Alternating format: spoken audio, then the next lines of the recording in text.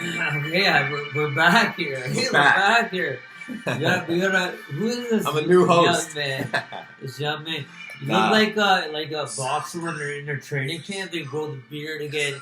Then when it's fight night, look all clean. They shave it off. Yeah. I had to shave it off. It's getting too itchy. Yeah. So we've been away for a little bit. Yeah. I haven't been able to get the podcast going for the last 3 weeks, but we're back now, and we're really excited about the big heavyweight fight coming up this weekend on Saturday in Las Vegas, and the rematch with Fury and Wilder. Man, okay, your pick? Yeah, honestly, I'm gonna go with Fury, and Fury. Yeah, okay, I'll go with Fury. Wilder. Yeah. Yeah. All right. I smell a bet in here. Another $20? Yeah, I like 20. I'll do 20. Okay, I got Fury now. Who's got odds in that fight? Have you checked at all? I don't know. I'm not sure. I haven't been one that gets into odds and all that. Okay. More so just straight up pick who. I've been pretty good lately. Yeah, you've been on a roll. On fire. Yep. Gotta get the Teddy Atlas. Fight me! You know, it's not in Kooner's temperament. Kooner's he did Comden for one of my fights in Montreal. Oh, he did? Yeah, ESPN. Nice. And it was great to hear him talk when I rewatched the video. Oh, that's cool. Kooner, you know, it's not his temperament because I wasn't trying to take this guy out. Right. Because I learned quickly with Mexican fighters in professional boxing, regardless of what the record is, whatever, you always have to be focused on them. Right. And you can't let your foot. They can knock you out. They can hurt you. You can't really hurt them unless you go to their body. Did you win that fight? Yeah, Nice. Easy fight. The guy was like horrible. But was he always coming forward? He was coming forward, but he just wouldn't go anywhere. Just right there, bam, bam, bam. Yeah. Tough fighters, though, hey? Very tough. So, yeah, we'll talk about the Wilder and Fury rematch and stuff, get our opinions on it and all that. But let's talk about another big star in boxing in the making is Ryan Garcia and his big KO victory on Friday night. It wasn't on Saturday. It was Friday. Valentine's. And what a knockout against Francisco Fonseca. Yeah. And Fonseca is not just no slouch. Like No. he fought Lomachenko and he fought Gervonta Davis. Stopped by Lomachenko and decision against Lom. He lost the decision to Lom. Mm-hmm. And I think I can't remember if Tank stopped or didn't. I think maybe that's one guy who didn't stop. Yeah, I can't remember. Yeah, because he did have a bad fight. I remember Gervonta where he went the distance. Yeah. But yeah, so Ryan Garcia, very impressive. Mm-hmm. And that was that hook. Yeah. That he landed before Fonseca was about. And this is in the first round too, right? Yeah. And generally, like a first round knockout just indicates like that you're a lot better than your opponent. Roy Jones, like these guys are not the guys out in the first round because they're just that level better. Excuse me. Yeah. But look, what Garcia was talking about and that hook that he hit Fonseca with, he's like, it was good. It didn't last that long, but I watched a video with Sugar Ray Robinson, and he did his fake and he threw that left hook. I saw it and I went for the hook. I thought it was gonna last longer. But I'm not gonna lie, I respect Fonseca and I thank him for the opportunity. And then the fight that now what they're talking about that Golden Boy is gonna make another Golden Boy fighter as well. Is he a Golden Boy as well too? Ryan? No, Linares. Now, because now Ryan Garcia is being matched against Jorge Linares, who was on the undercard. He might be. I think he is. I think he is. Yeah. Now that he's not fighting in Japan because he fought a lot of his fights in Japan. Those Venezuelans went to Japan. But he had a lot more. I think he had a lot more opponents to choose from over there too, because there's a significant number of pro boxers in those countries that are lighter in the lighter weight classes. Yeah. And those smaller weight class fighters are really revered more than heavyweight fighters. Mm. We're gonna talk about it now in a while, and his first fight since the Donaire fight, and this is his first fight in America coming up too. Yeah. So it's going to be interesting to see him. And who's he fighting? Do you remember? Yeah, I'd like to see that. John Ryle Casimiro, 29-4, 20 KOs. Okay, it's a good record. 20 KOs. The guys are not because they got heavy hands. Yeah, heavy hands. That's good. Heavy hands. Oh, wow. So let's see this a fight with Linares, because that would be a great test. And I don't know, 21 years old. He's good. He's good, and he's really in his last two fights against Duno. And this one, where there's been knockouts against good caliber fighters. But I think Linares is, even though Linares never is just missing that thing that put him over the top. Yeah. And be like the Earl Spence and Crawford and those guys. He's below those guys. But still, yet, a great fighter, technically. Oh, yeah. And condition-wise. Absolutely. Right? He beat Luke Campbell as well. Yeah. Twice, wasn't it? Twice. Yeah. Well. So, and Luke Campbell gave Lomachenko a difficult fight, and so did Linares put him down, too. Oh, yeah. I mean, he got beat pretty good. Yeah. Look at, how Lomachenko just put him away with a body shot, eh? Amazing. The most beautiful punch. And he does it perfectly. He digs it, too. Because he's getting on such those angles from bang. So he gets more momentum. More momentum and bang, bang. Real combination puncher too, Lomachenko. Yeah. Which I love watching the combination punchers. I agree. Yeah. Yeah. You're playing the lottery. More times you play, better chance you have of winning. Yeah, for sure. And it's just entertaining. Yeah. Entertaining in a way that you really kind of respect how good these guys are. Yeah, no, you're right. It's not easy when you're fighting. When I used to spar with some guys that were good boxers, it was hard to get a combination off because they were just moving. Yeah. And they were blocking. They were seeing what was coming. It's tough. Yeah. No, it's you generally want to get yourself in range to throw, because you don't want to, even though throwing and staying busy is also good. I saw that. That was a feint. Yeah. You fell for it. Now I know what I'm doing next. I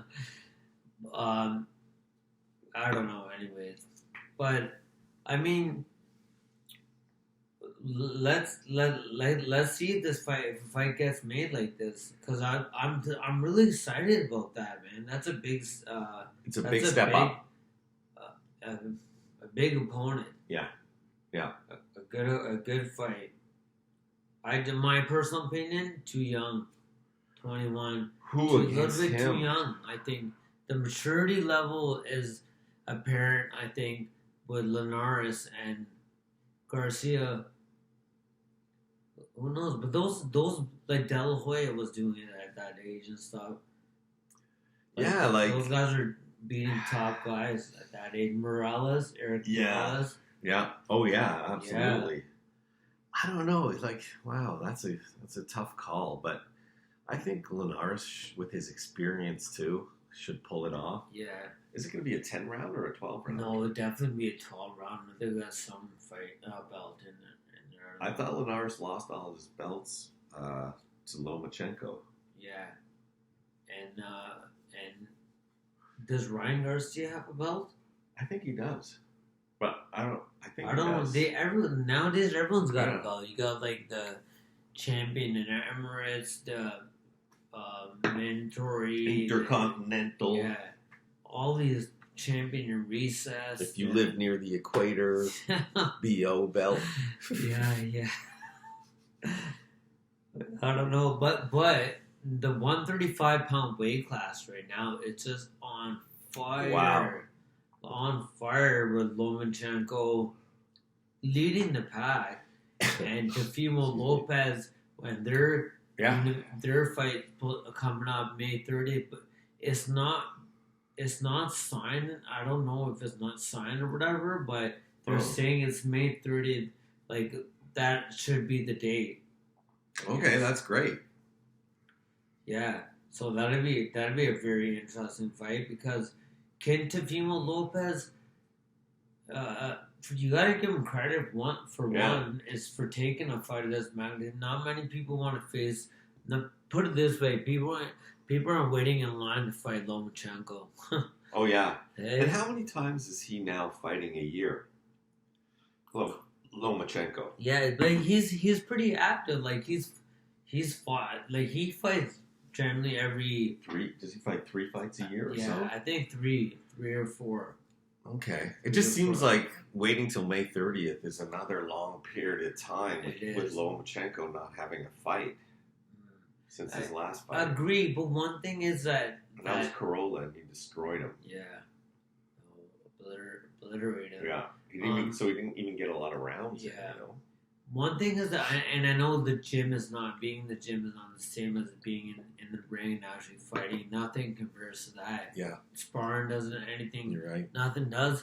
But he's a professional and he's a consummate professional and he's training and he's always training. Right. And eating and dieting and doing all this mental training that he does and everything.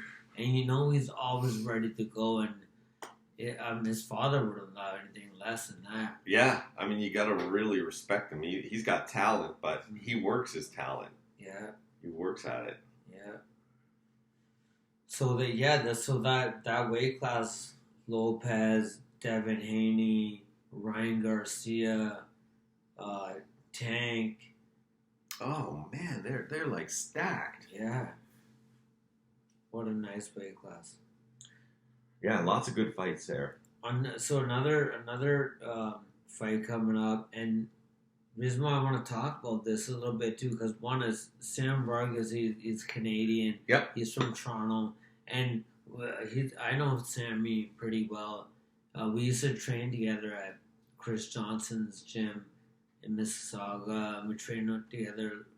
He was just like amateur then, like just coming up.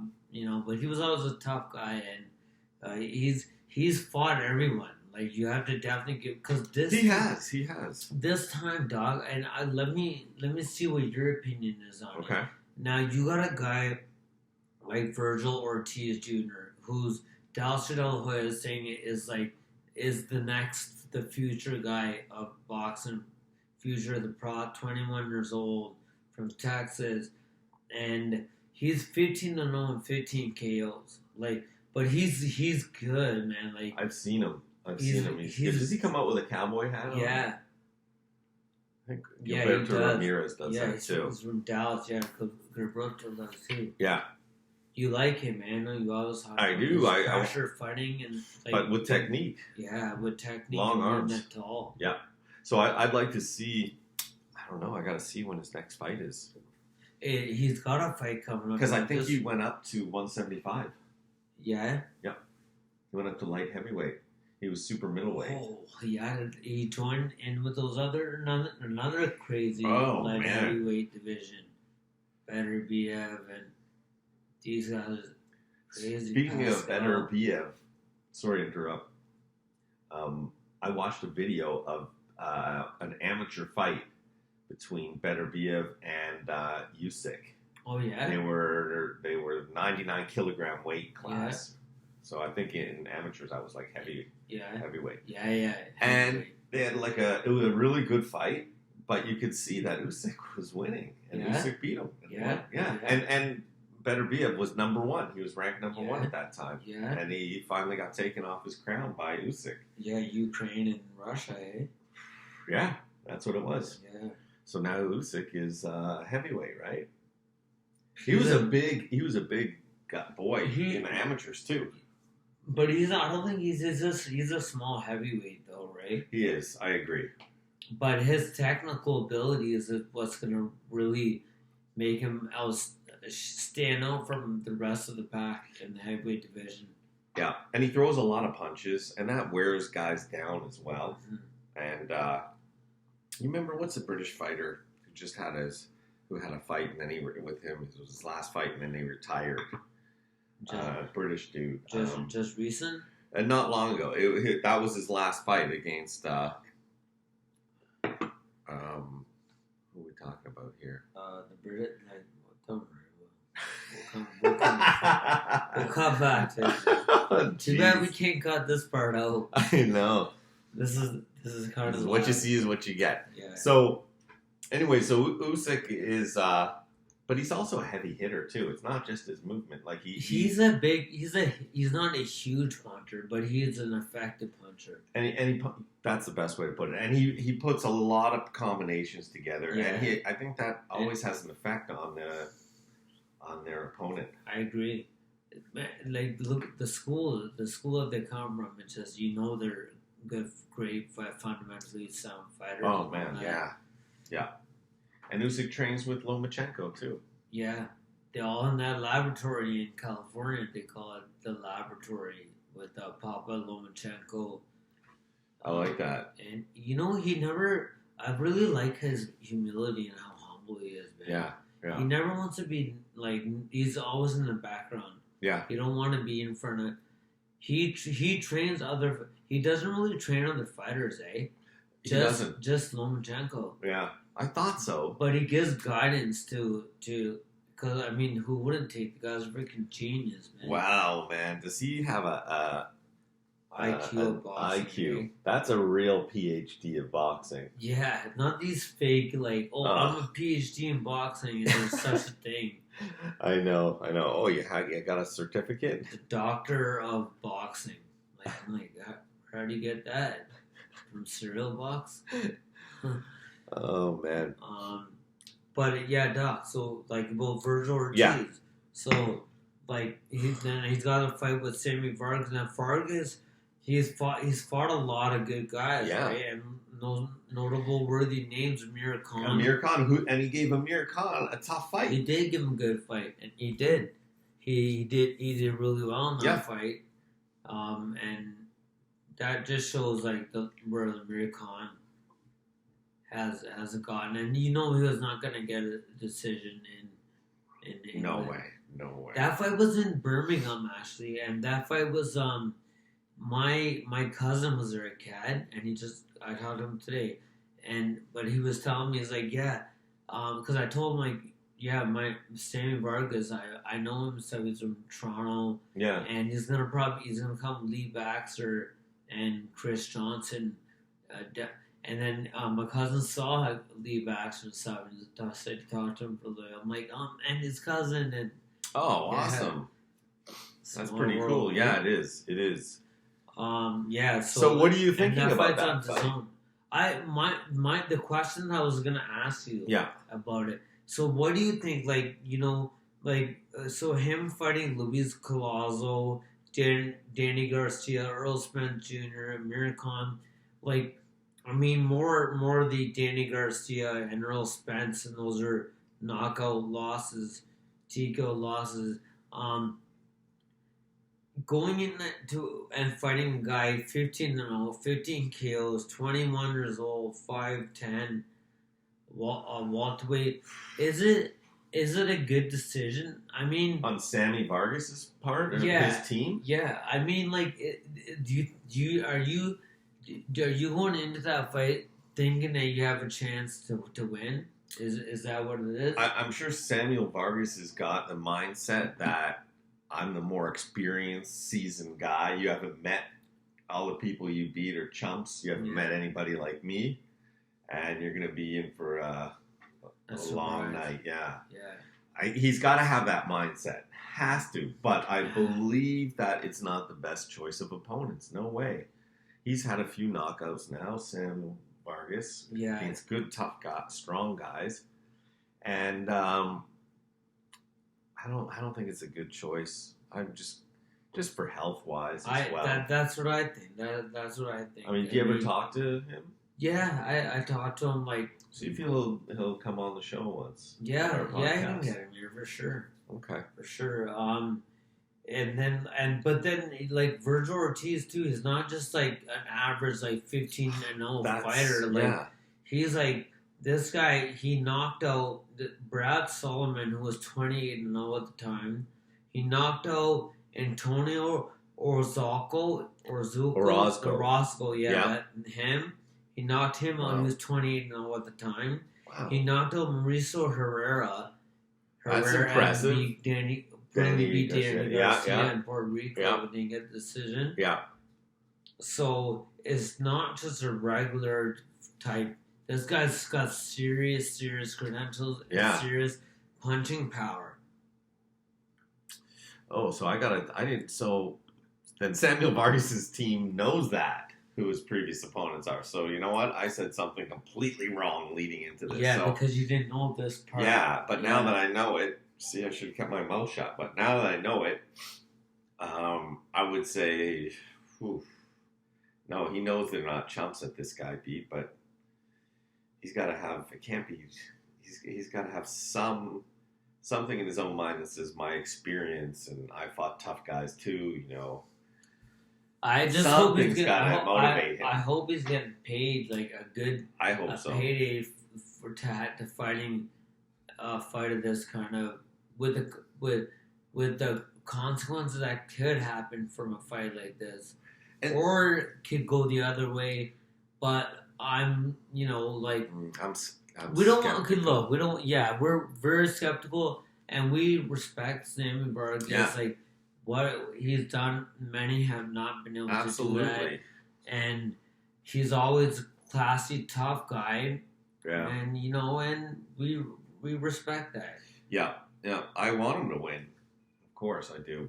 But I don't want him to get hurt either. Yeah. I don't want either fighter getting hurt. But that dude he's got heavy hands. And huge heavy hands. Like he knocked these guys are 28-0 fighters. Yeah. 220-0, 28-0 fighters. First of all, that for his matchmakers to match him against someone of those guys, they know this guy's like that. Yeah. So he's able to do that. He can do that with these guys. You see that's why their team is like they picked Vargas for a reason. Yeah. Must have. That's always how it is, especially at the beginning of your career. Strategically, things are okay. Now he needs a little bit better test. He's gonna fight this guy. Have a few here. Go fight this like that, right? It's all mapped. Yeah, that's why like trainers and managers, whoever map out who he's gonna fight, how it will get harder and harder, and more rounds and more rounds. You got to be like good at chess. Oh, that's what it is. Hugely, man, like immensely, right? Yeah, it's really you got to think it through. You got to look at all the records, It's a lot of research, actually. It's lots, and they do it. Those dudes, and then they bring these guys up the right way, just like Ryan Garcia. Yeah, exactly. My son, it's funny because my son heard of him because my son saw some of his Instagram. He's 21. He's like right into social media. He's a huge Instagram following. And he's my son says he's such a character as well. So 41 million, I think it is. Jeez, this kid's got so much going for him. Yeah, he's a talented fighter. Yeah, and I liked his interview. It was really good. He's very well spoken. He's like a guy you want to listen to, and he's very respectful because when he knocked out Fonseca, he went down on his knees not to taunt him like Tank Davis did. Remember when he knocked his opponent down and he was doing this like that, like Teofimo Lopez too. Yeah, Lopez. Who else did it? Well, anyways, a bunch of fighters, but he went down and he was like praying that he got up and he was fine and he hugged himself, whatever. Said a few words. I saw that too. Yeah. Yeah, look. I like the do you kid, think he's man. being also groomed? Like they're teaching him how to talk I think to the 100% media and all that? his guy is De La Hoya, right? Yeah, and that's what they do. They promote. And if you... He's like De La Hoya. He's like the good-looking, good fighter. Speed. He's just not Mexican. He's Mexican-American, but he don't even speak Spanish at all. No. Yeah. He's just... That's his background. His family's background, but that's not him. No, true. Exactly right. De La Hoya's parents were... Yeah. De La Hoya's, by the way, his autobiography is really good too. I read one of them. He seems to be pretty honest. Yeah. We all know about his. Yeah. You know, I mean, he's had some tough times. Yeah, well, and that's because of his mother dying and all that, and it was hard on him. Oh, it'd be hard on anybody that loses a mother at that age. Totally. But so that's what I like. And I like Oscar De La Hoya's enthusiasm about his fighter. Right. Because he was Garcia. Genuinely, just happy for the kid. Yeah. I love that. Yeah. Because he was saying, afterwards, he was like, to Floyd Mayweather, Floyd, let's get Tank, your fighter, Gervonta Davis, and my fighter, Mikey, and my fighter Ryan Garcia, let's get in the ring. Yeah. Because he's confident that he would beat him. Oh my God. What do you think about that matchup? I think anyways, the thing is with Tank, I don't even really like Tank anymore. After I saw that thing about him grabbing his baby mom or whatever by the neck and dragging her out, I'm like, what's this guy doing? Like, that's not even, like, no one wants to see that. No one wants to see an athlete that they admire, a fighter that they admire, to be doing that to, like, a woman. That's whack. So, really, I'm not, now, to be honest, I'm not really, because I always have been. But that really turned you off of his, to watch him. I get it. That bothers me, too. Yeah. But I must admit, I do enjoy watching his fights because he's so good. I might have to cheat, man, and watch him. Like, man, this guy, but yo, what's he doing there? I'm still like, I don't like what he did, and I think I lose respect for somebody like that. But then I see him in the ring, and he kind of respect goes up a little bit. We should get over that. Like, it does because look what you're watching, dude. He is so good. Yeah, he's good. Really, it's a huge puncher. And he has defense. Yeah. He's got the Mayweather defense. Southpaw. Yeah. He's a tank, just like his nickname. Perfect. Perfect. So in a fight like that with Ryan Garcia, what would you think? I'm not saying necessarily pick a winner. I'm just saying, how do you think a fight like that? I think Tank. The only thing is with Garcia is like he hasn't really shown me that he's like that tough. Like, if you can take it, a good shot on the chin. We haven't seen that. Yeah, and how would he respond to adversity? Yeah, like that. Yeah, that's a stage he still has to go through. Yeah, and that's part of the learning process. And he might learn that against Linares. She'll definitely learn that against Linares, man. Like, quickly. Oh, he's fun to watch. You ever see videos of Linares shadowboxing? Yeah, and so slick. And Villaro. That's the video. Yeah, Edwin Villaro. He was a great shadow boxer too. Oh, he was a monster. Just training in general. Oh, everything was crazy, like crazy. Always, and he sparred. He loved sparring. And he sparred hard. There's clips of him knocking guys down and wobbling them. Yeah. And he won most of his fights in the first couple rounds. Yeah, he did. If not the first round. At the beginning, he did until he met. I forget who it was. Antonio DeMarco. Was it DeMarco? Yeah, that's the one that headbutted him and gave him a huge cut. DeMarco. I remember you always liked DeMarco. Well, I did at that time, yeah. And he was the type of guy that for some reason could survive. And then against Linares, actually, he had a fight and Linares was just, controlling the whole fight. And in the later rounds, midway through, he got he got cut because he's got a lot of scar tissue, Linares, and he's known for that. So he got cut. Oh, yeah. The cuts got so bad. Yeah. He started getting hit with the blood that was bothering him. He started getting hit, and Antonio DeMarco won. Oh, yeah. Yeah, so he's that kind of guy that could come back, but then he lost against Broner. But Broner was much bigger and he was much older. Yeah. Well, I went on there a little bit. Yeah, no. Yeah, I know you love Linares, man. Linares, he's a good fighter. Yeah. He's a good fighter for sure. Nino D'Ora.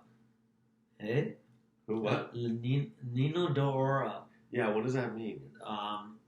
Some is like the gold medal or something. Okay. Cool. I don't know what that is. Because De La Hoya was the golden boy. Yes. Yeah, so I think that means golden boy. Oh, you know, okay. Yeah. Maybe it does. Maybe. I don't know. Yeah, it does. Okay, we'll go with that. Just go with it. Yeah, let's go with that. Okay, so let's talk about the rematch with Fury and Wilder, and the rematch happening next weekend on the 22nd of February. At the MGM Grand in Las Vegas, Nevada, the home of major boxing. Yeah, they should sponsor our podcast. Yeah. We got the rematch with Tyson Fury and Deontay Wilder, and everyone's really excited about this fight. I'm sure all those celebrities will all be there. Yes, it's going to be a big event. Sure. And let's see what happens in this rematch. I mean, well, what's your take, Doc? Yeah, I think what I've seen in Wilder in his last few fights, and I can compare it to his first fight against Fury. I've seen that now his last couple of fights, he's been really patient, and he's picking and choosing when to throw. He's not lunging in. He's not winding up unless he sees he's got the guy in trouble. But he's very patient, and finally, boom, like with Ortiz, the second fight, boom, put him down. Yeah. So he's learning his opponent better, and he's being more patient. He's not wasting energy on swinging and missing. He did that, in my opinion, he did that in the Fury fight. He was trying to throw too many big bombs until he finally caught him in the 12th. But that was a nice combination, too, he threw. So, but still, most of the fight, he was swinging hard and missing. So my prediction is that in this fight, what I expect is him to throw fewer punches, Wilder, and to be not necessarily cautious, but take his time and throw feints, throw your jab out there, see how he responds. Don't waste it, and then time it. Pop. So I think he's gonna knock him out. How do you see it? Well, look, man, look at what happened last time when he knocked him down that time, and he looked like he was a knockout, but he got up. You know, Fury's gonna get up. You think he's gonna get knocked out? Well, I do, because even if he gets up, and let's say he does, and remember, he might be discombobulated. There's a few things that going against him. Wilder's never been knocked out. He has been knocked out, but knocked down, but not on Cunningham, and now Wilder, right? Yeah. And he's always come back. Yeah. But that's still a lot of brain rattling. Yeah. And also, three knockouts? No, but I think it makes a difference. I think it does have a cumulative effect over time. And also his stint of now you got alcohol he was and drug drinking, abuse. he was using drugs, stuff. That definitely works against him. Yeah. So, but he moves very well. He's very agile for a big guy that stature. To be that long, that 6'9", and to move like a 147 pounder, right? He knows how to fight. He knows how to box. But I think but that's my prediction. So sorry, go on. So what do you think? I was just thinking Emmanuel Stewart said before because now he's training in Krong, right, with Javon Hill, or they're in I don't know where they're. Oh, they're in Vegas right now. Yeah. No, sorry, they were training in Vegas. Oh, they never were in Detroit. No, this later part I guess was in Vegas. Okay. Whatever. Yeah, He was yeah. training there, whatever. But Emmanuel Stewart, I saw something Emmanuel said 10 years ago when Tyson Fury first went to a Kronk gym in Detroit and stuff, and he was training a little bit. And Emmanuel said like he's got all the for a big guy like that to be so agile like him, Yeah. non heard of the scene. That he's got the charisma and all that to be the heavyweight champion of the world and to be like that, like a Muhammad Ali type of guy. The guy's got a lot of charisma. That's for sure. He does. I think. Look, if I have to pick, I stick with my pick. Yeah. Yeah. And I've been losing, so it's a bet you probably want to take. Yeah, no, I definitely do. I got Fury, man, all day. Like he's a Gypsy King. Look, he was knocked down twice. One time was like he got blasted even on the way down, bang bang, right, and he still got up. Yeah, that was incredible. Like I can't really see him being out for the count, man. Well, I was really thinking that he gets knocked down, and then Wilder learned from his last experience in the 12th when he knocked him down that this time he finishes him. Yeah. He's got to be on top of him. Do not let him come back. You got to finish him right there. So that's kind of the way I see it going. I think, but as you say, you're also saying that like Deontay is more, like he's more methodical with his approach and stuff. Yeah. And I think that could also be negative because Fury is gonna, Fury throws more punches and Fury is gonna be more busier. Yeah. Yeah, he may be open for that one shot because we know that the Bronze Bomber can end things with one shot. Yeah. He may land it, but he may not. But you know what? He's not a volume puncher, so he can't. He has to, and his record supports this. He has to count on. Even though he says he's not looking for it, but he does have to count on that big punch. That's his best weapon. So why not go into a battle using your best weapon? I agree. But the thing is, and in your favor, is that Fury knows that. So he's ready for that right hand, and usually he's not there. Yeah, because he moves really good. Yep. He moves really good for a big guy. It's a 50-50, I think. Yeah. We're just now both betting, it's coin toss, basically. So this is what Fury is saying. I'm expecting a clean knockout. It will be early on in the fight so we can all go out and get drunk. We can all go out and get drunk and have a good night in Las Vegas. See, you gotta love this guy. I do. I think he's the most entertaining guy. Everyone he's fought, he's knocked out, apart from the Gypsy King. He hasn't been down twice, and he had over 2 minutes in both to finish me. He was trying his best, and he couldn't do it. I couldn't do anything about the judges' decisions. Worse things have happened in boxing. That's why we get to do it again. This time I'll set the record straight. All right. Cool. Good words. Yeah, love it. And then Wilder's saying... Wilder's funny too, though. Yeah, he is. Till today! Man, y'all can Google that, man. You can Google that. Y'all got Google today, right? You can Google that. Y'all got Google. Yeah, funny guy. Wilder's like, I'm happy and excited that the rematch is finally happening. I want to give the fans what they want to see. I've been doing it my last 3 outings. Fury, Brazil, Ortiz. They've been where I gather all the energy from the people to the uniforms that I wear to help spread the energy. Because his fights are like what he comes out in. There's a big spectacle, right? Yeah, yeah. Both guys, if they're fighting, especially Wilder though, he's like he's a real. No, they both are. They're both showmen. They're both showmen. He sometimes sings. Fury after his fight. And he's actually got a good voice. Yeah, he does. He does. he's quite the character. Yeah, I mean, it's what the heavyweight division needed. They needed two guys like this.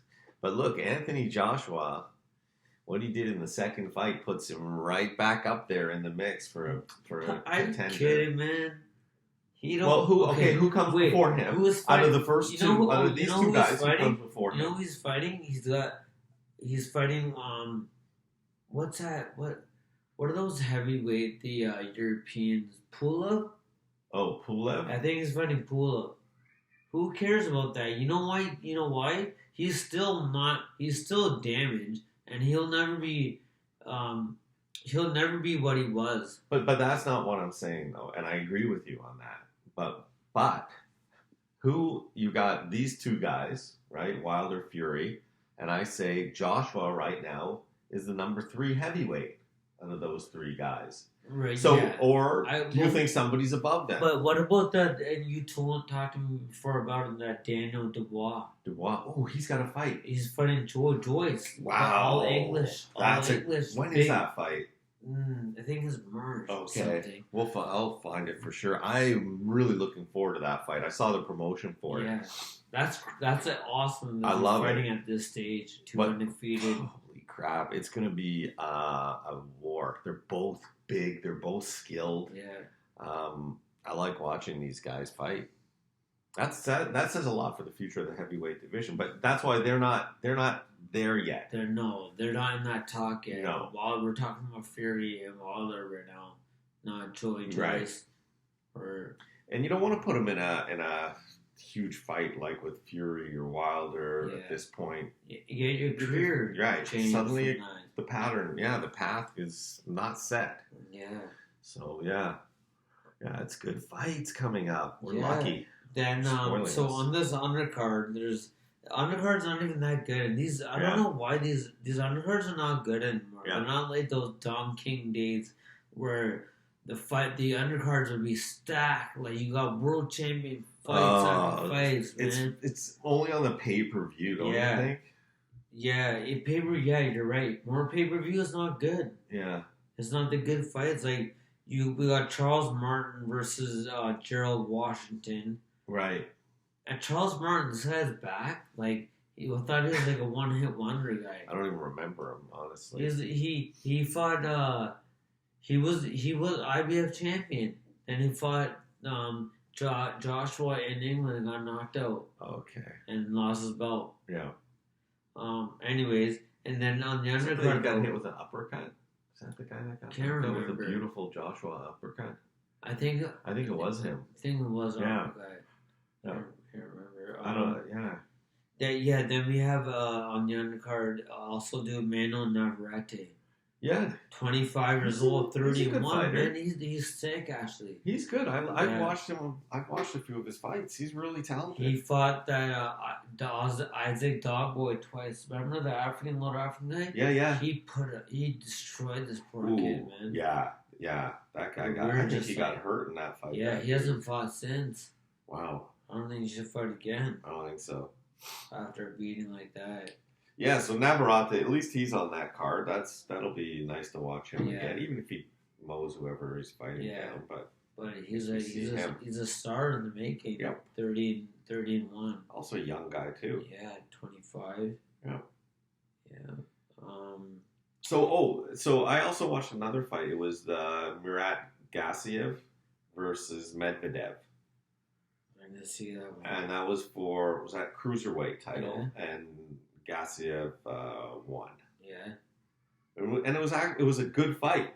It was actually a good fight. A little bit of holding, too much holding for my liking, but lots of punches being thrown right to. Is it in Europe? Yeah, it was in Russia, I think. Oh, yeah? Yeah, because I saw a lot of Russian riding. And, I noticed with some of these Russian fights I watch that take place in Russia, they use a big ring. Yeah? Yeah. Bigger than the normal 24, There's a 18, right? 18? They use whatever the max big is you can use. Yeah. They use it. That, yeah. I think they like to give their fighters space to move. I don't know. But it was a good fight. Gassiev is now a world champion. Yeah. Everyone's a world champion now. I know there's a lot. There's another fight on that I know because we missed it last few weeks of this, but last weekend was Gary Russell Jr. Yep, I watched Just gonna it. mention him a little bit, but you watched that fight? Yeah. And what did you think? Against Tagstat Nyambar, who was 11-0 and 9 KOs at the time. And also a former Olympic silver medalist, 2012 Olympics. It showed in the fight because Gary Russell Jr., although he was dominating most of the rounds, but it was still actually, I don't know if he was. I can't remember now. But all I know is it went the distance. Well, and that guy was awkward, and he got some licks in too. He did. And it was 118, 111. It was unanimous. 118, 111, 116, 112. Okay, so he won most of the rounds. 117, 111. But he worked hard. I heard the guy did, like, I saw he did real good. a little bit, and he did really well. He did. He's this guy should keep boxing for sure. Yeah. And keep working it because he's good. And he's only had 11 fights, right? That's bubkiss. And Gary Russell Jr., he never even fights, and I'm not impressed with him, man. Like, I'm not impressed. What about when he fought Jojo Diaz? I don't remember that fight. Diaz, Diaz. He just won a title, actually. Yeah, right? yeah. I mean, he threw hard. He throws he hard. Fought Farmer against Farmer. Oh, that was a good fight too. Amazing fight. So much heart shown in that fight by Diaz. Oh yeah, he was busted up. Yeah, he was busted up. Yeah. But he fought Gary Russell Jr. and Gary Russell Jr. although there were times when he was coming on, but Russell Jr. wouldn't give him any momentum, and he'd take it right away from him, and he kind of broke him down over the rounds, and unanimously won that fight. Yeah. So he has beaten a really good kid. Yeah. Yeah. But, I mean, he got schooled against Lomachenko. Like everybody else, yeah. Well, Linares didn't get, schooled. No, Linares didn't. Sorry, you're right. Campbell didn't get schooled. No, you're right. So he did get schooled. Mm-hmm. Now he said he had a sauna before the fight. And whatever. I bought all of those risks, and I didn't like the fact that he was making fun of Leo Santa Cruz's dad. Who was doing that? Gary Russell Jr. Gary Russell. He was on his phone. And he was like, yeah, man. Like, he was, talking, weird, and his dad's right there, just, around him. When's your son gonna fight me and all this stupid shit? Like, this guy had, he had cancer and stuff. Oh, his wow. dad. And, I did not know that. That's, that brings him down a notch in my book, for sure. A few notches. Totally. I didn't like that stuff. Come on, Gary Russell. What are you doing, Gary? Be classy. Goes further. Be humble. Goes further. Gary was just he was just underneath me, because he was a bantamweight in the amateur, and I was just, me and him were always because it was Canada and USA, but we never fought each other. But he was in the weight class. Was he fat? He was even fast back then, too, Yeah, for sure. Yeah. For sure. Well, he's lucky. You would have schooled him. Man, I got the heart of a lion. Sing. That's that means lion. Does Sing mean lion? Yeah. Wow. That's my middle name. I did not know that. Sing. Singh. Yes. That's it. And then what about Guillermo Rigondeaux on the undercard? You saw that fight? I didn't see that fight. Yeah? No. So anyway, Rigondeaux is now 20-1, 13 KOs. He beat Liberio Solis, but it was a split decision.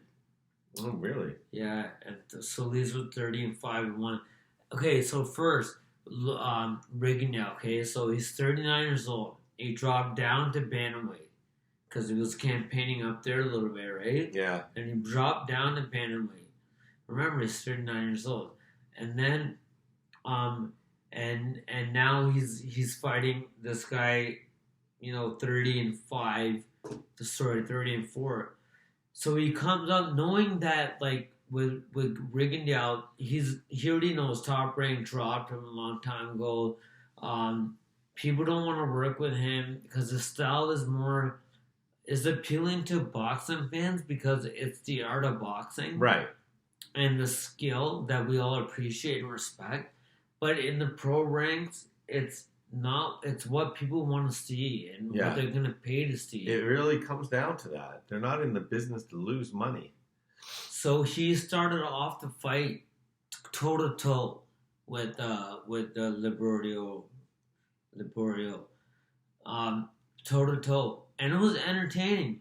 But Ronnie Shields, his trainer, told him, who's a really good coach, told him, he's like, yeah, like basically go do what you do, like do what you're good at, box the way you box. That slick Cuban, like Rigondeaux, the southpaw, he's so quick on his feet and elusive, and he went back to that, and then he beat this guy pretty good, knocked him down really bad one time. Okay. So he's still got something left in the tank. He's still got something left, but I mean, I don't know. Like 39 is ancient for a bantamweight. Yeah. Lighter weight class guys don't have a longevity. Yeah. Like the bigger weight class fighters do, heavyweight and so on. Yeah. I mean, I guess in his eyes, as long as he's still producing and beating these guys, whoever they put in front of him, he'll stay fighting. And then you also have to look at it like this too, Doc? It's like, look at what he did. Like, he took a chance and left his country, Cuba, to come here for a better life. Left his family there, a kid. I don't know how many kids he had or whatever. Oh, it's not easy. He probably don't know either. Yeah. But, I'm just joking. But you ain't heard from me, so I ain't the one to gossip. Yeah, you got to respect that. Yeah. And we respect him as a fighter, too. Yeah, totally. So, what does he do? Like, does he keep fighting, or is that it? Excuse me. You gotta keep fighting. Exactly. He's got to, this is it. He's got to make some dough, some real dough now. And I'm sure he's sending money back to his family and stuff. Oh, yeah. That's why he's here. Yeah, that can't be easy. And because his first attempt to defect from Cuba was, it didn't materialize. Yeah.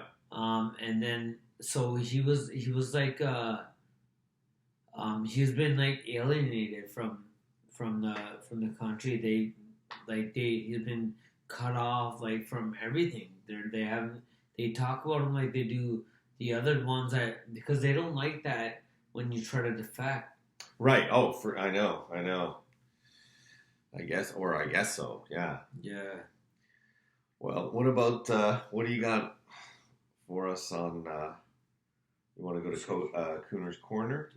Oh yeah, we're right there. Yeah, we're getting closer. So we talked a little bit about cuts, like getting cut, about the Fury rematch and that cut that he sustained in that Wallen fight, and I just thinking about cuts too. And first of all, the importance of having a cut, man, and in the professional ranks of boxing, and especially and even in amateur, to know what to do because they do occur. And especially in the professional ranks, because there's no headgear. Yeah. And to have a corner that is able to... Because if you got a cut, and you're worried about your cut, and you're not even thinking about your opponent, and you got to have 100% focus on your opponent and not worry about that cut. But it's human nature. I had Russ Amber at the beginning. Yeah, he's an experienced guy, man. Yeah, he was really good, and another guy, Bob Miller, and Bob really was great with the cuts and stuff. I got cut in 13 professional fights. I got cut 7 times. That's a lot. Yeah, I had like a 15-stitch cut there. Yeah. This is not a cut. This is a design. Oh, okay. Okay. Yeah. All right. It's 15 here. I had cut here, stitches everywhere. Wow. Always after a fight, I have to go to the hospital and get stitches. So I'm Should like, tell you something about your defense. but you know what it was, dog? It wasn't from getting hit. It was from clashing heads. Damn. Because my style was aggressive, right?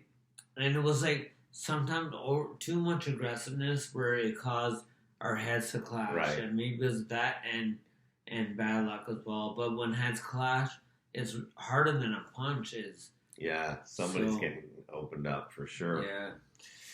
Very good, man. You know what I wanted to talk about on the Did You Know? I'm doing this more as a commentary. One thing I cannot stand, and I wish that people in the crowd would be more respectful, is even if you don't like the outcome, it sounds like you're booing the fighter. And then did I talk about this last time? Not last time, but like on our last episode? Well, I can't remember this last time. But this is how we do it, guys. Yeah, I'm so fed up, and I saw it in some recent MMA. Like, never boo a fighter. That's my point, because they're getting in the ring, they're risking their life. They probably trained hard to get into the ring, especially at a big venue, right? So show respect. Don't boo them. If you don't like the decision, wait till the fighters get out of the ring and they're gone, and the judges are there. Boo the judges then. Yeah. Yell at the judges, something. Yeah, I guess it's hard. It's like emotion and stuff. Like It is, but look at, sorry, you know what the perfect example, I'll tell you why also is, perfect example was when Timothy Bradley beat, in quotes, Pacquiao. I mean, we all saw that Pacquiao won that fight. Yeah. But, Bradley, he's not a judge. He didn't have control over who they're going to pick. But he could have admitted it that, like, he didn't know he lost? I don't know. But that's, so what? So if he does, so then he's getting booed because he didn't admit it? He wasn't just getting booed, but he got hate mail. Yeah, I know. He was abused by fans. It's not his fault, right? Right. So I agree with that. Even if he didn't come clean, let's say, he still didn't deserve to be treated that way. I think it would have subsided if he admitted that. Yeah, man. Like, I gotta be honest, man. Like, Pacquiao won the fight. Everyone saw it. Everyone knows that. But let's say he really believed he won. Then he's just delusional. Then he's delusional. Like, it wouldn't be the first fighter. But I think, like, a fighter is gonna admit that they lost because other people see it. Okay, I'll give you another example. The first fight with Mayweather and what's his name? The Argentinian trained by Robert Garcia. See how terrible name. Wait, Maidana? Yeah, Maidana. The first fight. Yeah. Who won that fight in your opinion? Yeah, Maidana said he did. I thought, yeah, and Mayweather said he did. Yeah. So that's why they'll never... Wait, Maidana said he did? Oh, yeah. Yeah? Oh, yeah. Garcia said it, too. Oh. I thought it was a draw, personally, but... I thought Mayweather won. Did you? Yeah. Yeah, it could have gone either way. But he put it on him, eh? He did. I was at the second fight, the rematch. Oh, definitely he lost that. That's what Mayweather does. It comes back and he beats you just as he did it with the Castillo. But Mayweather, after the first fight, he would never say, I lost that. I think I lost that fight. But that was closer though than the Pacquiao and Bradley fight. Everybody knew. Good point. 80% of the people knew that Pacquiao won that fight. That's a good counterpoint. Right? Yeah. I can't counter that counter. Well, you counter. You are the boxer. I gotta slip. That's why I'm the doc. I don't need to counter it. I just need to give you my bill. Yeah, show me the money. All right, brother. We got to end this. Episode 27. Subscribe, comment in the comment section. Subscribe to our YouTube channel, guys. Doc and the Boxer. We're back. We are Fury Wilder. Till the day, I'm going to knock my spark out. Awesome.